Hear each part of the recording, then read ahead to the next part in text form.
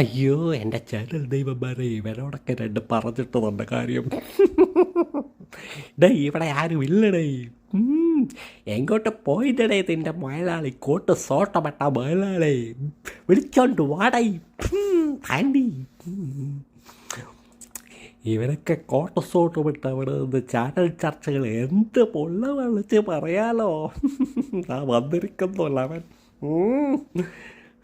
എടോ പൾസർ മണിയും ട്യൂട്ടറും അകത്തേക്ക് പോയി. അവർക്ക് കോതമ്പുട്ടയും പട്ടം പപ്സും അവിടെ കഴിച്ചുകൊള്ളും. പിന്നെ എന്നെപ്പോലത്തവൻ പുറത്തുമുണ്ട്. പക്ഷേ സിനിമയിലുള്ള സിനിമാ നടൻ പുറത്തിറങ്ങിയാൽ അവന് സിനിമയും കിട്ടും, കോടിക്കണക്കിന് രൂപയും കിട്ടും, അവൻ്റെ ഫാൻസുകാർക്ക് ഇഷ്ടം പോലെ ലഡുവും കിട്ടും.